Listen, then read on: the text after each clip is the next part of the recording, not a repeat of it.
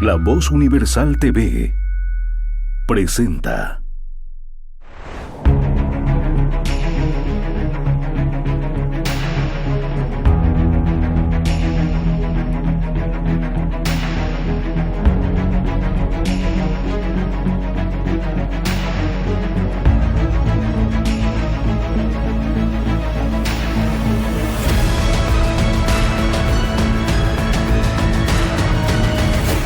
El Laberinto con Andrés Canseco.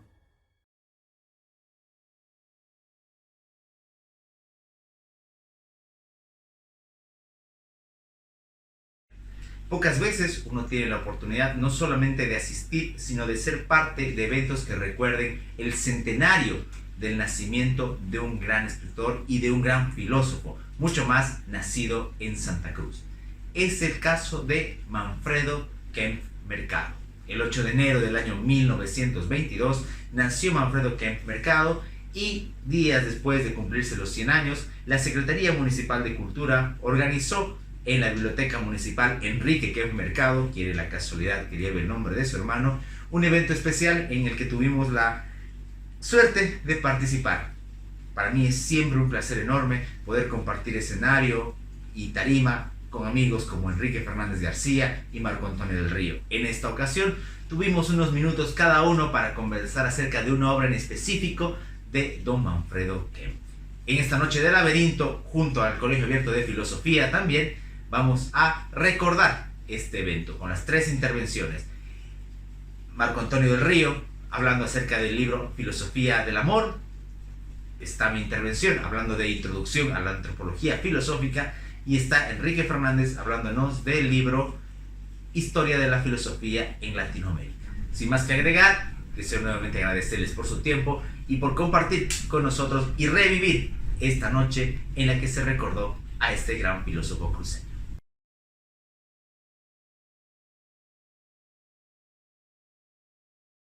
En Finanzas Internacionales en la Universidad Tor Vergata de Roma y estudios doctorales en Economía y Derecho realizados en la Universidad Pablo de Olavide de Sevilla.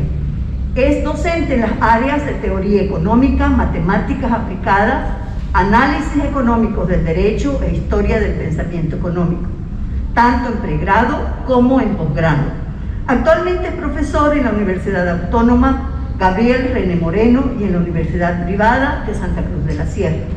Es autor de diversos estudios y ensayos en el campo de la economía, ciencias sociales, filosofía y literatura. Además, se ha distinguido en certámenes académicos a nivel nacional e internacional. Con nosotros, el señor Marco Antonio del Río Rivera.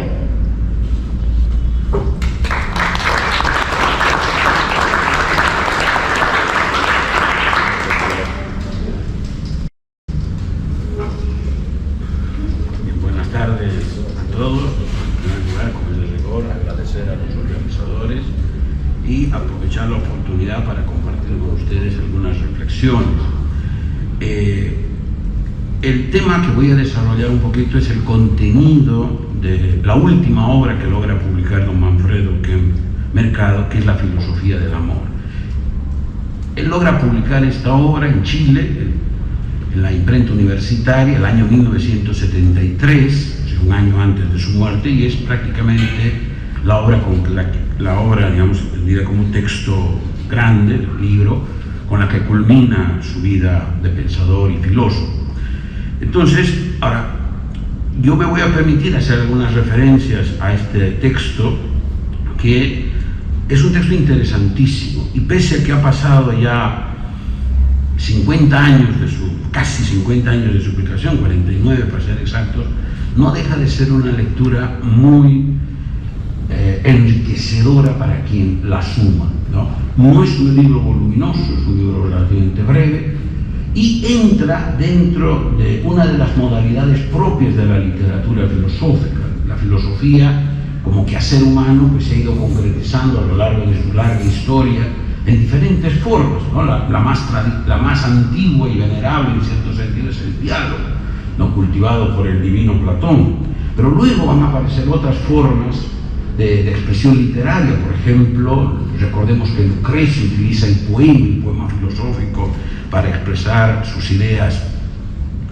filosóficas, ¿no? Más adelante va a aparecer, pues ya en el siglo XX, por ejemplo, pero incluso antes, con antecedentes importantes, el uso del teatro para expresar ideas filosóficas. Pensemos en el caso de Voltaire, o en el siglo XX los casos de Sartre y Camus. Entonces, dentro de estas diferentes formas de expresión del pensamiento filosófico está el ensayo filosófico. Y yo creo que el texto que nos ocupa, La filosofía del amor, de Manfredo Mercado, entra en esta categoría, ¿no? La categoría del ensayo filosófico. ¿Qué es un ensayo filosófico? ¿Qué es lo que caracteriza un ensayo filosófico? En mi entender, algunos elementos importantes son, primero, que hay un tema de interés, ¿no? O sea, el autor agarra un tema que quiere desarrollar con cierta extensión. Segundo lugar, está que en este documento el autor trata de expresar sus ideas personales, pero ya en el siglo XX, ¿verdad? Mercado, como filósofo y encajando en la larga tradición de este tipo de literatura, no razona de cero, no piensa el tema de cero, se remite a la larga tradición de gentes que ya se ocuparon del tema. Entonces, por lo tanto, vamos a encontrar que en el ensayo el autor en realidad entabla un debate con diferentes autores que lo han precedido en la reflexión sobre el tema que le ocupa. Y el otro elemento que caracteriza el ensayo filosófico es la aspiración a la belleza literaria. Eso es lo que marca, creo yo, la gran diferencia entre el ensayo filosófico y el ensayo en general, con, por ejemplo, el artículo científico, que no tiene esa pretensión. El artículo científico aspira a la expresión de un conocimiento más o menos puro, y las pretensiones de tipo estético desaparecen. En cambio, en el ensayo en general y en el ensayo literario, no, la estética es muy importante. Por eso no es gratuito, por ejemplo, que Aristóteles, por ejemplo, en la Política, cuando hace lo que llamaríamos citas, cita versos, no tanto pedazos de textos de autores de renombre de esa época, no, él pone versos de poeta, porque quiere enriquecer literariamente el texto que está elaborando. Entonces, eso es precisamente lo que va a hacer Kempf en su libro sobre la filosofía del amor. Ahora bien, el primer punto que yo creo que es importante destacar es el propio tema que asume, ¿no? Porque en realidad, si uno mira la larga historia de la filosofía, y Kempf efectivamente el primer texto que va a abordar con cierta amplitud es recordar el contenido del banquete de Platón, donde el filósofo griego precisamente reflexiona sobre el tema, pero luego, ¿no? Después hay algunos textos, el famoso texto de Ovidio sobre el arte de amar, pero claro, como ustedes recordarán, cuando llega ya el cristianismo con sus ideas de moral, de castidad, etcétera, etcétera, la reflexión sobre el amor entendido en términos de erotismo y sexualidad desaparece, ¿no? Y a esa censura, digamos, de tipo religioso, moral, el siglo de las luces lo va a mandar al escenario de los sentimientos, en una época que va a ponderar fundamentalmente el uso de la razón y el uso del pensamiento, digamos, positivo. Entonces, Kempf en ese sentido, y resulta esto a mí me parece muy importante, establece una actitud muy crítica con respecto a la ciencia, no simplemente a la ciencia en tal, sino a sus excesos que podríamos llamar cientificistas. Entonces, no es gratuito en mi opinión, que en el primer capítulo de este libro, Kempf agarra y trata de hacer una fundamentación de tipo filosófico del desarrollo del tema, usando, por ejemplo, dos grandes pensadores, ¿no?, de la época. El primero que menciona es permítanme, se me escapan ya, que fue premio Nobel, Henry Bergson, premio Nobel de literatura, porque escribía muy lindo. Y es un autor que, Bergson es un filósofo francés que se aleja de la tradición cartesiana de manera muy nítida, racionalista, ¿no?, de la tradición racionalista cartesiana, y va a postular más bien la importancia de la intuición para el estudio de la filosofía. Entonces no es gratuito que Kempf aborde el estudio de qué pensaba Bergson en cuanto a la simpatía, pero tiene cierta distancia con las ideas de Bergson, y por el contrario, Manfredo Kempf es un seguidor, y en toda su obra se expresa, de un filósofo alemán que es Max Scheler, y efectivamente hay una plena recoge plenamente la herencia de Max Scheler en las reflexiones que va haciendo, ¿no? Entonces les reflexionábamos de que el tema es particularmente interesante, porque en realidad después del banquete de Platón no hay un texto en la filosofía occidental que se ocupe de una manera extensa tratando de entender el amor. De hecho, cuando muchos filósofos y pensadores trataban el amor, había como una línea de fuga hacia otros tipos de amor, y no al amor, digamos, de tipo sexual o erótico sexual, ¿no? Va a aparecer el amor a Dios, el amor a los padres, el valor filial, ¿no? Ese tipo de cosas sí se van a reflexionar, pero reflexionar sobre el amor erótico sexual muy poco. Entonces, por eso es que este libro resulta interesantísimo, porque Kempf Mercado asume el desafío de tratar un tema poco frecuente en la literatura, por lo menos hasta esa época, ¿no? Porque ahora sí hay una gran literatura filosófica sobre el tema de los sentimientos, sobre la historia de los sentimientos, pero en esa época, estamos hablando de los años 70, pues no, era muy escaso. Entonces realmente uno se da cuenta que Kempf agarra un tema que había sido poco tratado y lo discute con cierta amplitud. Uno de los temas interesantes de esta lectura es precisamente cómo aborda el tema del amor. Y es filosofía del amor, pero Kempf Mercado está muy preocupado por, como les decía, el amor erótico sexual. Ese es el tema, y evita las líneas de fuga hacia otros tipos de sentimientos. Ahora, algunas ideas importantes de esta cuestión son las siguientes, ¿no? El libro está dividido en 3 capítulos. El primer capítulo es un capítulo donde hace un repaso precisamente del banquete de Platón, pero luego entra directamente al capítulo 2, donde habla de las edades y los sexos. O sea, de alguna manera revisa la literatura, una amplia literatura científica de la época, o sea, disponible para su época, y lo que va a tratar es de ir recopilando datos e ir reflexionando sobre este tema, el tema del amor erótico sexual, ¿no? En términos de la evolución de las personas, o sea, cómo va cambiando este tema en el proceso de la adolescencia y luego más adelante, ¿no? Y el otro tema que es realmente interesante, el tratamiento que le da, por eso, o sea, el capítulo se llama Edades y Sexos, es el tema de la mujer. Y ahí uno encuentra al filósofo reflexionando con una enorme capacidad crítica, lo que en la literatura se había llamado el problema de la mujer, o sea, esta idea de la mujer como el otro. Claramente Kempf lo visualiza y dice, pero ese es un problema nuestro, o sea, de los varones, o sea, la mujer es un problema para los varones, no para las mujeres, ¿no? Entonces, a partir de ahí, él piensa, y va a expresar con mucha claridad esta idea, de que hay cierta incapacidad de los varones para entender plenamente lo que es la mujer, precisamente porque no lo son. Este elemento pone un elemento de enorme cautela en el tratamiento que hace en relación a la mujer, y le permite una revisión crítica de la literatura, como les decía, muy importante.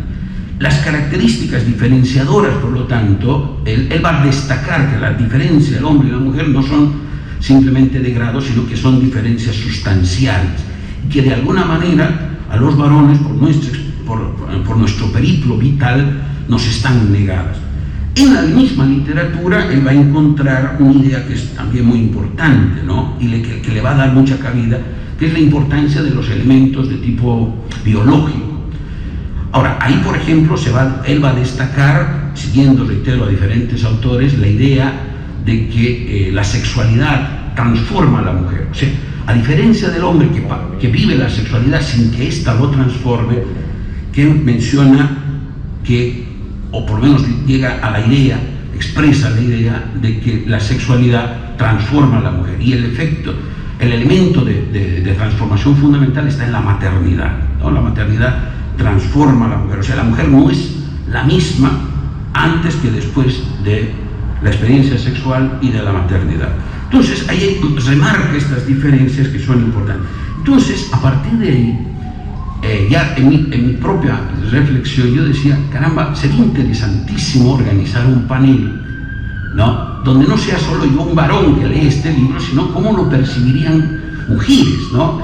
Mujeres feministas, ¿no? o mujeres comunes y corrientes que puedan leer este texto y que nos den sus impresiones sobre este tratado, ¿no? Porque realmente me parece que sería una lectura interesantísima para dialogar. El tercer capítulo habla del encuentro de los sexos, porque este es el gran tema que a él le preocupa. ¿Cómo es ese momento de encuentro entre un hombre y una mujer que genera ese escenario de la atracción física y emocional entre un hombre y una mujer? Y aquí también, ¿no?, va a ser un desarrollo de diferentes teorías, va a abordar la teoría de Stendhal, la de Schopenhauer, la de Ortega. Ahí va a encontrar, nos va a mencionar a un autor muy curioso, menos conocido por supuesto, por eso lo voy a mencionar, Otto Weininger, que en 1903 publicó un libro que se llama Sexo y Carácter. Y este sujeto, que tenía un conjunto de ideas muy extrañas y extraviadas, pero entre ellas llegó a armar una ecuación, una especie de fórmula, que él la llamaba la fórmula de la atracción sexual. Él lo que encuentra aquí en Mercado muy valioso en la obra de Weininger es que no hay que confundir, digamos, la idea de hombre-mujer con la idea de masculino-femenino, y que estas dos categorías, masculino y femenino, no hay que pensarlas en términos absolutos, sino en términos, por decirlo así, de gradualidad. Entonces, eso implica que todo hombre, todo varón, tiene algo de femenino junto a un componente dominante masculino, pero eso puede variar, ¿no? Entonces, este Weininger tenía la idea de que una persona, por decir, llamémoslo Pedro, por la idea de que es varón, tiene un 80% de masculinidad y un 20% de feminidad. Ahora, según Weininger, esta persona lo que tendría que encontrar para tener una buena relación de pareja es una mujer que tenga lo que le falta de masculinidad, o sea, 20% de masculinidad, ¿no? Y 20% de feminidad y 80% de feminidad y 20% de masculinidad, cosa que el 80% de él más el 20% de ella hicieran el 100%. Ustedes ven una idea muy curiosa que a mí, que tengo aficiones matemáticas, pues me pareció interesante. No deja de tratar el tema del enamoramiento, ¿no? Cómo es que las personas se enamoran, y ahí, por ejemplo, va a cuestionar las ideas de este gran pensador que fue Erich Fromm, en el famoso libro del arte de amar, donde Fromm dice que básicamente el amor es una decisión del sujeto, ¿no? Que depende de una decisión del sujeto, que es volitivo el tema del amor. Que va a decir, mire, hombre, si una persona no quisiera enamorarse, entonces no se enamoraría, pero la evidencia de la vida nos dice que la gente se enamora independientemente de esos elementos volitivos. Y va a terminar tratando el tema siempre complicado de los celos y de la infidelidad. Bueno, algunas ideas simplemente gruesas que a lo largo del texto que el Mercado ya va expresando, que me parece que son propias. Algunas no están, digamos, tan nítidamente marcadas, pero uno las puede visualizar con cierto grado de claridad. En primer lugar, por ejemplo, en lo que relaciona a lo que acabo de decir, que el Mercado pensaba que el amor no era objeto de búsqueda, no se puede buscar, entonces algo que se presenta en la vida del sujeto. Ahora, cuando se da este fenómeno de este, como diríamos, flechazo entre un hombre y una mujer, porque lo que más le preocupa a él es este amor heterosexual, no entra a explorar tanto, digamos, los amores homosexuales, aunque tiene algunos comentarios interesantes sobre ellos, pero la idea es que este amor erótico sexual genera una dependencia psicológica entre las partes involucradas. Pero además no es que se queda estático en el tiempo. En esto que el Mercado tiene una visión muy dinámica de las cosas y piensa que ese sentimiento, esa sensación del enamoramiento se puede ir transformando a lo largo del tiempo. Y una cuarta idea muy interesante es que ese amor, entendido como una relación, reitero, erótico-sexual, es una fuerza es una fuerza que nutre a las dos partes. Por lo tanto, ahí funciona positivamente para el desarrollo de la personalidad de ambas partes, ¿no? De ambas personas. Bueno, entonces, un poco esas son las cosas interesantes, en mi opinión, que uno encuentra en este texto y que yo creo que yo lo vengo a recomendar aquí, más que nada en un espíritu de invitación a la lectura. Yo me quedo ahí y les agradezco muchísimo su atención.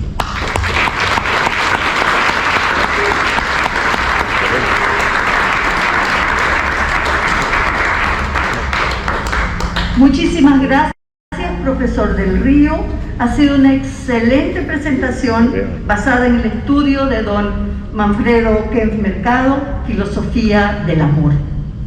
Seguidamente tenemos la segunda ponencia a cargo del señor Andrés Canseco Garbizu. El señor Canseco es abogado, filósofo y escritor, miembro fundador del Colegio Abierto de Filosofía, periodista de opinión. Él conduce El Laberinto. Es docente en universidades y en otros centros educativos. Actualmente dicta clases en las materias de filosofía y pensamiento crítico. Fue reconocido con el premio TOY de la JCI de Santa Cruz para distinguir a personas jóvenes sobresalientes.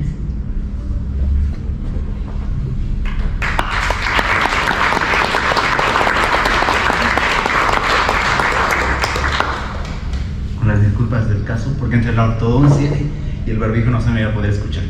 Muy buenas tardes, agradecerles por la invitación, agradecer a la Secretaría y a la Biblioteca, y prosiguiendo un poco esta revisión, esta fecha tan importante, en este evento tan especial, me toca a mí hablar acerca de un libro muy valioso dentro de la producción de Manfredo Kempf Mercado. Me refiero a Introducción a la Antropología Filosófica.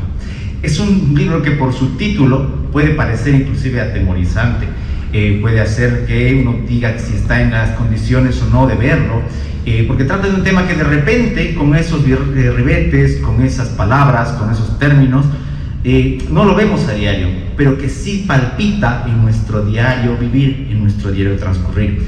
Y eso Manfredo Kempf nos lo hace notar de una manera muy didáctica, completa, pero también de una manera muy personal, y sobre todo con el inicio y el cierre del libro. Partiendo por donde corresponde, la antropología filosófica, como rama de la filosofía, busca responder a una de las grandes interrogantes que todos nos hemos hecho alguna vez: ¿qué es el hombre? Siguiendo esa tradición kantiana de las 4 preguntas: ¿qué puedo conocer? ¿Qué debo hacer? Y por supuesto la de la antropología filosófica, ¿qué es el hombre? Aquellas 4 preguntas inclusive Enrique nos hacía a nosotros sus estudiantes siempre cuando estábamos en clases. Esta última la responde justamente la antropología filosófica. Y en ese sentido hay una frase que utiliza Manfredo Kempf en el inicio del libro, que es la pluralidad de respuestas descorazonadoras. ¿Por qué? ¿Por qué utiliza esta frase? Por lo menos para la interpretación mía. Porque puede pasar lo que ocurre con muchas cosas de la filosofía, que uno en una búsqueda de certezas, en una búsqueda de blancos y negros, en una búsqueda de respuestas fáciles o respuestas cómodas, se encuentra justamente con todo lo contrario, con la incertidumbre, con más dudas, con más preguntas. Y eso que parece descorazonador, al contrario, es un aliento, y eso es algo que recoge más adelante la obra el libro de Manfredo Kempf. Porque nos va a mostrar cómo desde algunos, porque el libro es hasta muy sabio en el título, dice una introducción a la antropología filosófica, nos va a mostrar cómo tomando algunos elementos, no solamente de pensadores, sino de elementos que hacen al hombre, nos vamos a tratar de generar justamente esa pregunta de una manera más completa. Como si nosotros nos preguntamos qué es el hombre, seguramente lo primero que nos va a saltar como una respuesta es el asunto de nuestras características de carácter físico, aquellas naturales que se desarrollarán en el libro. Respuestas que tienen que ver con condiciones físicas, también con condiciones espirituales. La tercera con cuestiones simbólicas, y la cuarta con cuestiones temporales.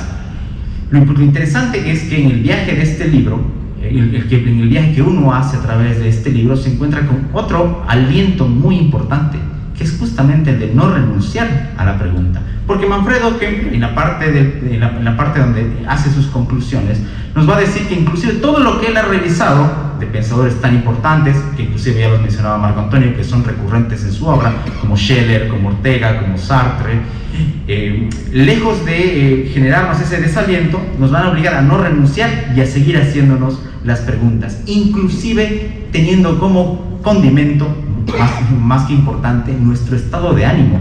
Y eso es una frase que me quedó a mí muy rebotante en la cabeza cuando releí el libro.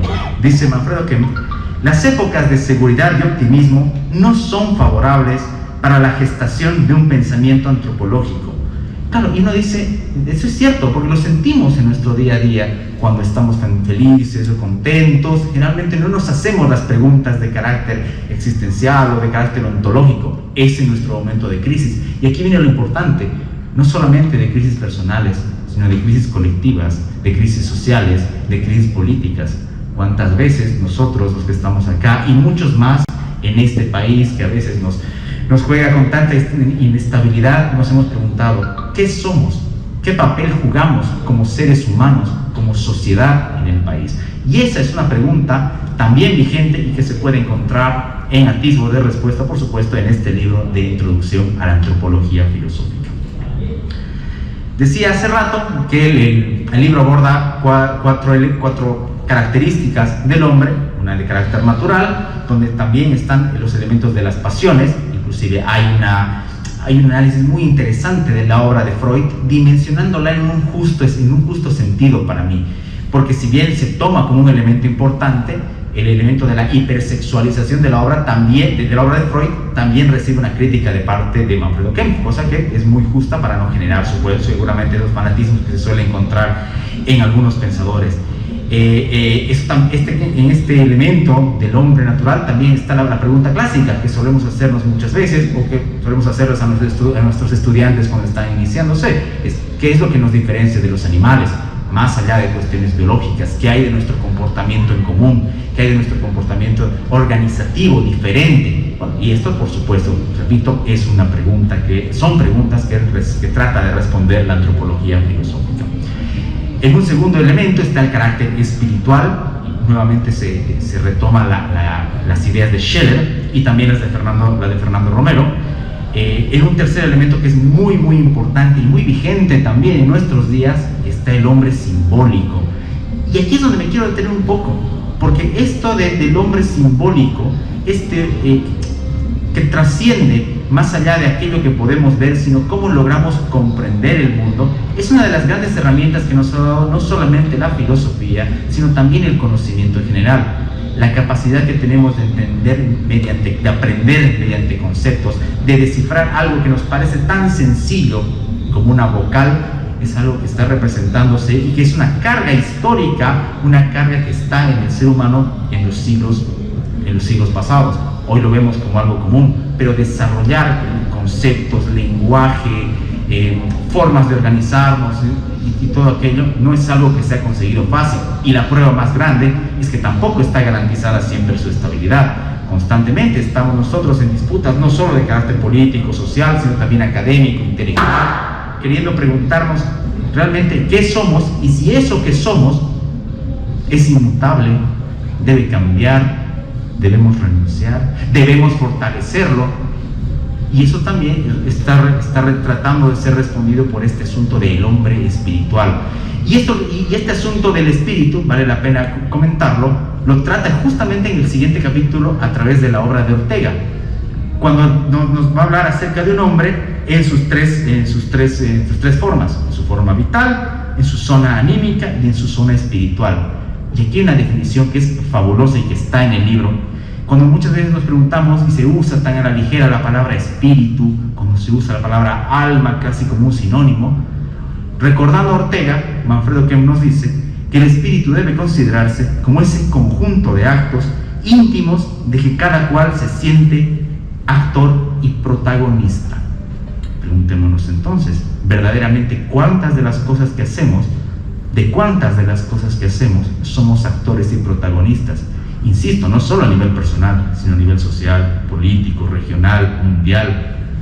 Por eso les decía hace rato que este tipo de cosas que parecen lejanas, que parecen propias de personas que nos quedamos horas reflexionando, mirando al vacío, no necesariamente son así.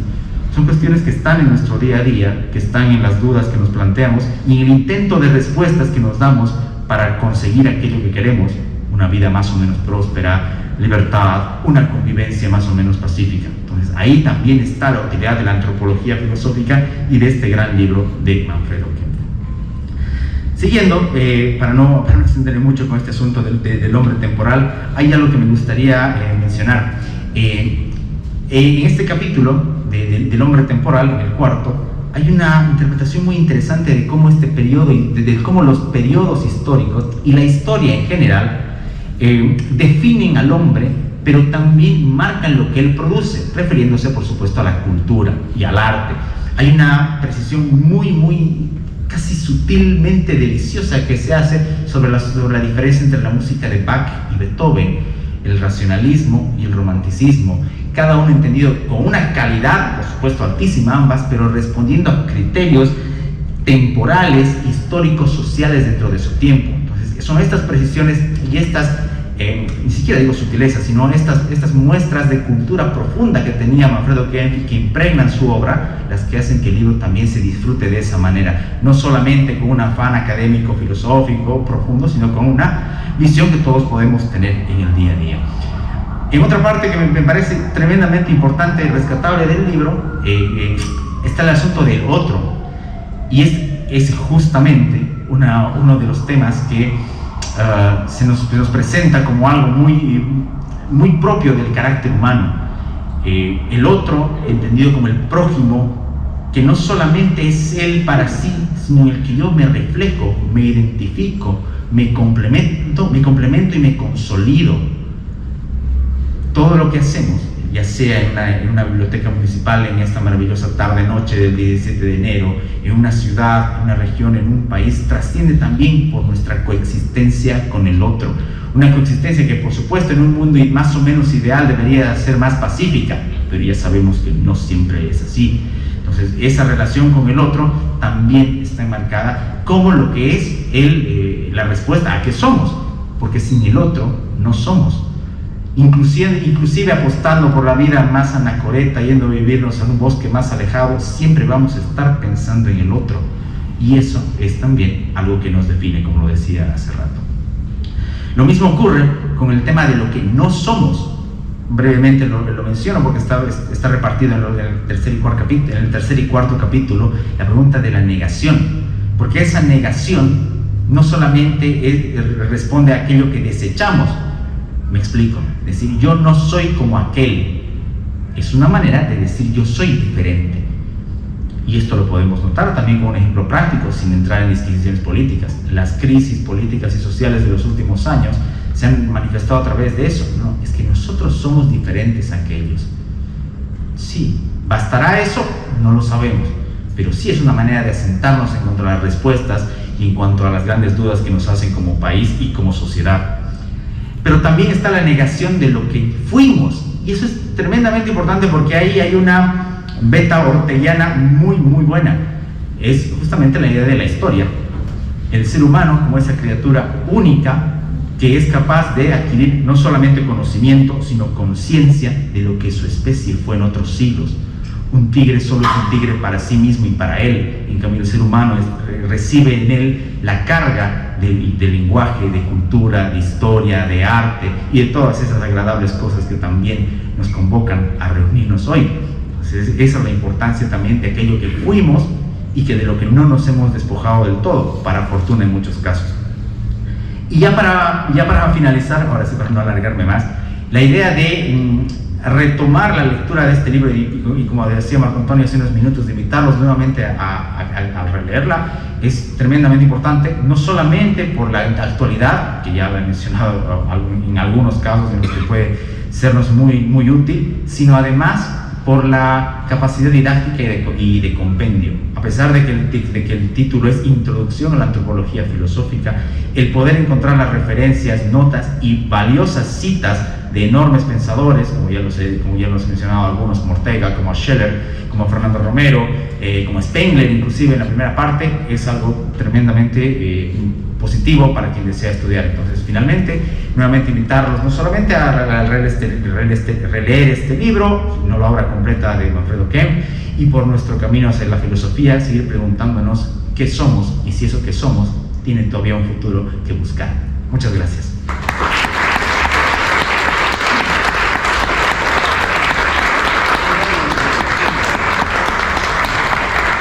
Muchas gracias, señor Canseco, por su brillante exposición sobre Introducción a la Antropología Filosófica, libro, como hemos escuchado, escrito por nuestro queridísimo escritor Manfredo Kempf Mercado. Y bueno, ponemos lastimosamente un cierre temporal, y digo temporal porque todas estamos atentas ya a esa invitación del profesor del Río para tener un coloquio, un panel, un conversatorio sobre el libro Sobre el amor de Kempf Mercado. Bueno, entonces, como decía, ya estamos a punto de terminar esta ponencia con la participación del señor Enrique Fernández García. Enrique Fernández García es abogado, ensayista, columnista de opinión, fundador del Colegio Abierto de Filosofía y profesor de la Universidad Privada de Santa Cruz de la Sierra. Tiene a su cargo las asignaturas de Filosofía Jurídica, Ciencia Política, Pensamiento Crítico e Interculturalidad, Ciudadanía y Género.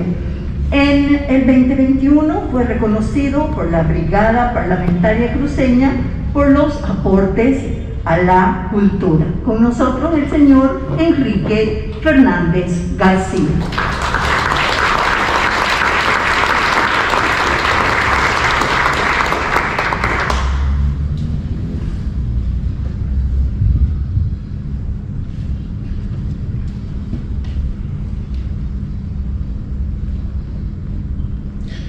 Buenas tardes. En su libro Mis años de aprendizaje, autobiografía, Hans-Jörg Gadamer cuenta que cada semana, sin falta, el notable pensador Karl Jaspers visita una librería de Heidelberg. Lo que hace, siempre usando el mismo banco, es revisar durante toda la mañana las novedades de carácter bibliográfico. Resulta que, más allá de ser una de las principales mentes del siglo XX, que se preocupó por problemas de orden existencial, así como también respecto a los conflictos de convivencia, él fue un enorme, destacado y provechoso lector. Yo recuerdo eso porque si es que estamos tratando de identificar las principales virtudes que justifican hoy la evocación de Manfredo Kempf Mercado, deberíamos, por supuesto, resaltar su condición de lector, de amante de los libros. Ya se recordaba que en 2014 la familia tuvo la indiscutible y apreciable generosidad de donar su biblioteca, esa colección de libros de filosofía que durante largo tiempo fue custodiada por la señora Justita. Esas piezas consecuentemente servirían para dejar notar la pasión por la literatura. Sin embargo, no es esto lo único que se podría remarcar si es que procuramos dar a conocer esa dimensión meritoria. Porque ocurre que, contratado por la célebre todavía editorial Zigzag de Chile, don Manfredo llevó adelante una labor que merece nuestras atenciones por contribuir al nacimiento o fortalecimiento del amor a la literatura. Él realizó adaptaciones, versiones especiales de obras clásicas como Mujercitas, al igual que Colmillo Blanco, entre otras obras que afortunadamente continúan contando con lectores en distintas partes del mundo. Tenemos consecuentemente a un hombre que no solo se dedicó a pensar, sino que también leía y, es más, trataba de suscitar un afecto hacia el mundo de las bellas artes desde el punto de vista literario. Tengo la certeza de que muchos adolescentes, jóvenes y personas mayores tuvieron la fortuna de toparse con esas contribuciones y seguramente su vida ha resultado enriquecida. Hace un par de años yo comentaba con mi amigo Manfredo que logré descubrir que en un reciente catálogo de la editorial Zigzag de Chile todavía se ofrecían las adaptaciones de Manfredo Kempf Mercado, de tal manera que 50 años después y más de haber llevado a cabo esa labor, había aún adolescentes y estudiantes de Chile que estaban beneficiándose de ese memorable trabajo. Si es que se trata de subrayar esta conexión con el mundo de la literatura, más allá de lo que ha sido acertadamente dicho por quienes me antecedieron, Marco Antonio y Andrés, es importante colocar el acento en su primer libro. Me refiero, ya se lo he anunciado, a la historia de la filosofía en Latinoamérica. Esta obra, que apareció en 1958, cuenta a su vez con una historia que considero puede ser de interés de todo aquel que desee advertir los valores que lleva el mundo de la intelectualidad. ¿Por qué planteo esto? Resulta que en noviembre del año 1953, nuestro pensador tiene que abandonar Bolivia. La revolución del MNR y todas sus consecuencias negativas que conocemos, al final lo expulsan de este país. Sale el salvoconducto, noviembre de 1953, y él debe abandonar la embajada de Brasil en Bolivia e ir a ese país vecino. Llega a Brasil y desde luego es necesario que se ocupe de llevar adelante actividades que posibiliten la satisfacción de sus necesidades más básicas. Y una de las cosas que mejor hace con certeza es el ejercicio del profesorado. De tal modo que, gracias a algunos vínculos de relevancia, llega a ser contratado por la prestigiosa Universidad de São Paulo.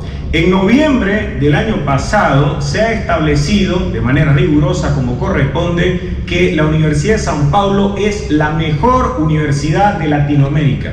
A nivel mundial, esa universidad ocupa el puesto número 106. Pues bien, Manfredo Kempf Mercado fue docente en la Universidad de São Paulo el año 1954.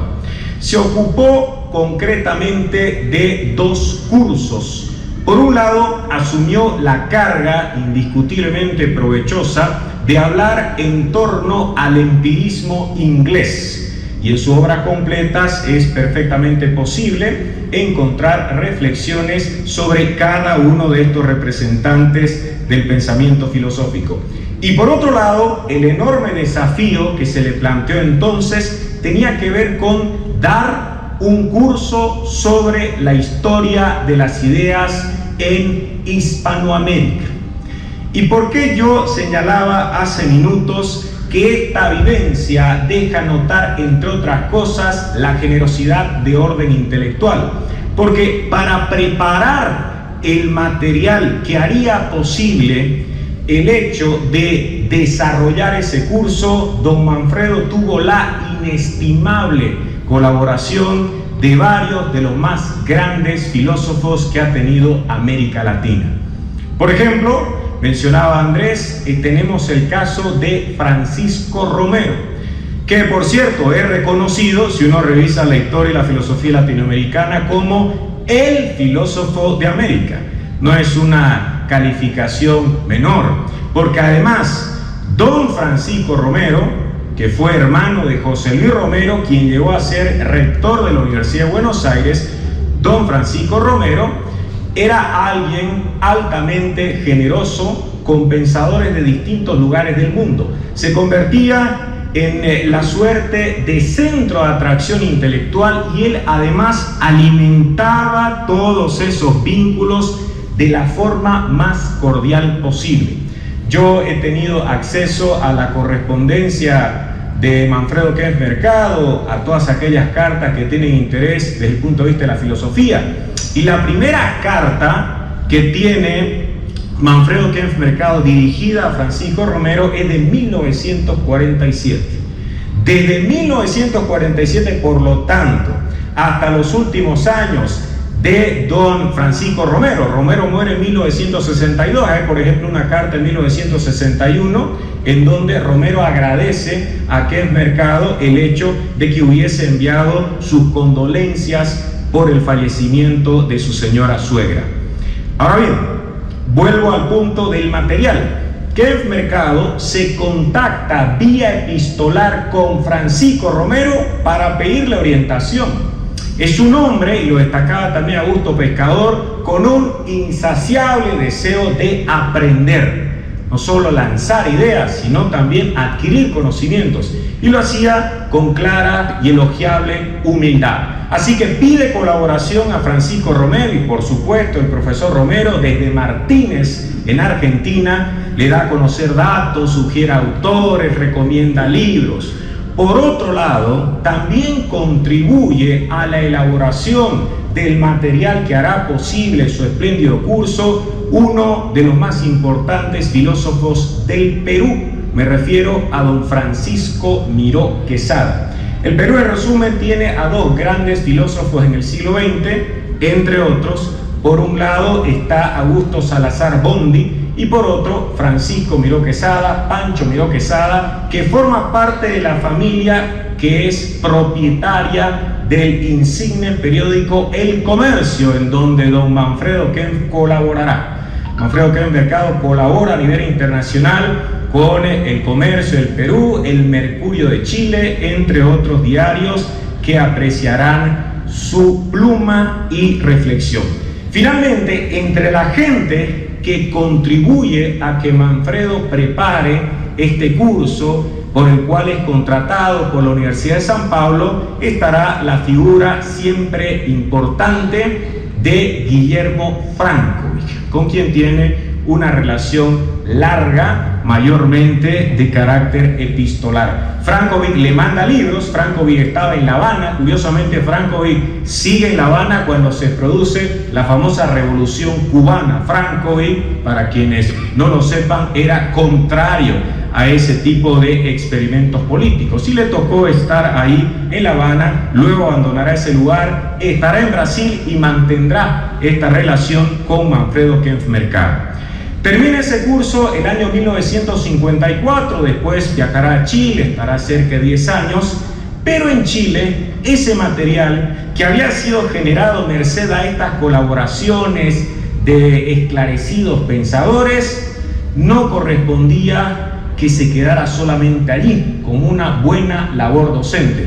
De tal modo que prepara todo lo que había hecho, lo complementa, y el año 1957 suscribe un contrato con la editorial Zigzag de Chile para que el próximo año, en 1958, ya aparezca Historia de la Filosofía en Latinoamérica. Es el primer libro que lleva ese título. Quiere decir que antes de 1958 no había ningún libro titulado Historia de la Filosofía en Latinoamérica. Hace un par de meses, apelando a Internet y todas las bondades que nos ofrece, yo realicé una indagación, si cabe, para determinar cuántas veces había sido citado Manfredo Kempf Mercado por este libro en cuanto a la producción especial sobre la materia.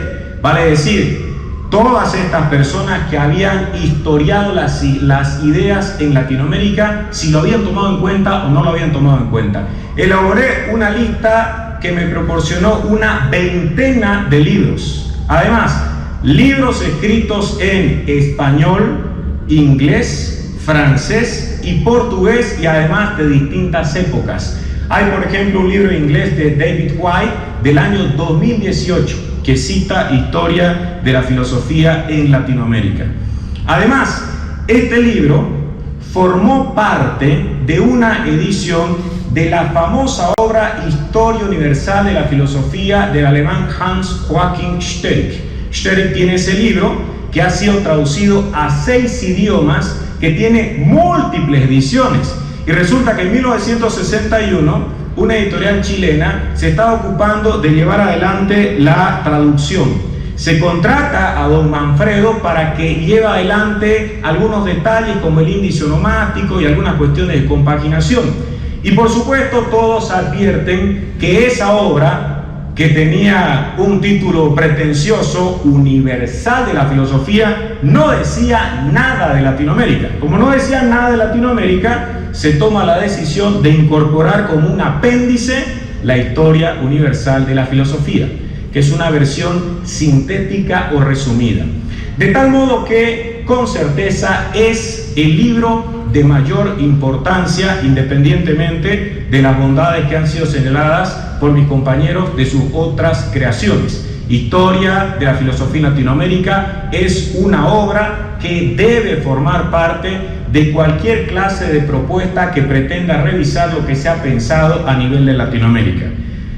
Cierro con algo en 2 minutos. Es un libro que será importante no solo porque nos permite saber qué pensó en Uruguay Vaz Ferreira o en Argentina Riccieri Frondizi. Es un libro importante porque en su primera parte, que la denomina problemática, don Manfredo contribuye a reflexionar sobre uno de los grandes problemas de Latinoamérica. Aquí se ha pensado y mucho más a partir de la década del 70 con la filosofía de la liberación sobre si hay o no una filosofía en Latinoamérica, si se ha hecho o no filosofía, si se ha creado o no un sistema de pensamiento que sea propio de este rincón del planeta. Y Manfredo Kempf Mercado reflexiona allí. Dice 2 cosas importantes. Por un lado, señala que la filosofía, tanto a nivel individual como desde el punto de vista social, solo puede nacer cuando se siente necesidad de ella. Si usted no siente necesidad, si usted no se inquieta, si usted no cuenta con ningún impulso que lo lleve a preguntarse sobre lo que está ocurriendo, es imposible que haya filosofía. Y él decía que en Latinoamérica, por desgracia, debido a una cuestión de orden cultural, no se había experimentado esa necesidad. Y por otro lado, para él, preguntarse por una filosofía latinoamericana desde ningún punto de vista tenía que conducirnos al folclore. Y desgraciadamente eso es lo que se ha podido notar en las últimas décadas. Él planteaba como algo absurdo que alguien se esté preguntando, pero ¿cuál es la lógica específica de la filosofía latinoamericana? ¿O cuál es la epistemología latinoamericana? ¿O la estética latinoamericana? Él decía, no, la filosofía es universal. Ahora, que cada uno esté contribuyendo con conceptos y problemas, esa es una realidad distinta. En cambio acá, desde hace algunos años, se habla de filosofía andina, lo ha hecho Joseph Sterman, y además él dice tiene que haber una lógica andina, una epistemología andina y demás. Esa idea era ya rechazada por nuestro pensador. Son algunos de los puntos que podrían ser destacados para notar la trascendencia de su obra. Finalmente, si estamos acá remarcando la importancia que ha tenido Manfredo Kempf Mercado, deberíamos decir, entre otras cosas, de que sus creaciones fueron posibles gracias al respaldo de la familia y, cómo no, de su esposa, que no solamente guardó sus libros, sino que también ella era responsable. Marco Antonio hablaba de filosofía del amor, y en filosofía del amor don Manfredo decía que ella era responsable espiritual de las ideas contenidas en ese libro. Yo no creo que su obra, pese a la brevedad de su vida, haya tenido esta trascendencia sin contar con esa tranquilidad que brinda una familia que respalda estas aventuras. Muchas gracias.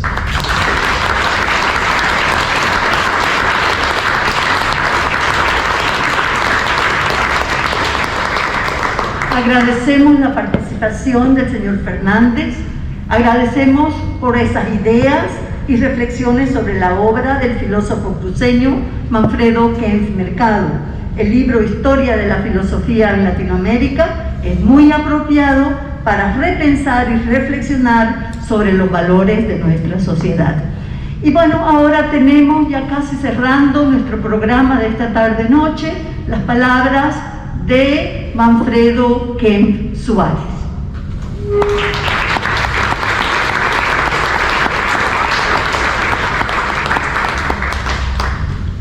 Vamos a hacer lo mismo que nuestros anteriores oradores. A nombre de mis hermanos, de Julio y de Mario, de toda la familia, mi mujer, de mis hijos, primos, primas, ahora hay que decirlo así, sobrinos y sobrinas, que queremos agradecerle enormemente a Sarita Mancilla y a Billú Suárez por haber preparado este acto de homenaje al centenario del nacimiento de mi padre. Y agradecer, por supuesto, a Marco Antonio del Río, a Andrés Canseco y a Enrique Fernández por estas breves, no se podía explayar más uno por el tiempo que nos limita, pero por estas breves y estupendas intervenciones. En el caso de Enrique Fernández es sin duda el personaje que conoce más la obra de mi padre. Es un estudioso que ha dedicado muchas horas no solamente a la lectura de la obra de mi padre, sino que además a mi madre la colaboró estrechamente en la selección de los libros que mi padre donó a esta biblioteca, donde antes había donado mi tío Enrique, que es Mercado, y ahora tengo la suerte de donar yo. Quiero agradecer por último a una persona que es William Ríos, que hoy no está presente lamentablemente por el fallecimiento de su señora madre y que por lo tanto no lo podemos tener, y yo quería agradecerle personalmente porque dedicó muchísimas horas de su tiempo en la selección y registro de esos 1500 y tantos libros sobre literatura que acabo de hacer entrega. Así que van mis pésames para él y mi reconocimiento. Con esto termino mis palabras y les agradezco mucho su presencia. Gracias.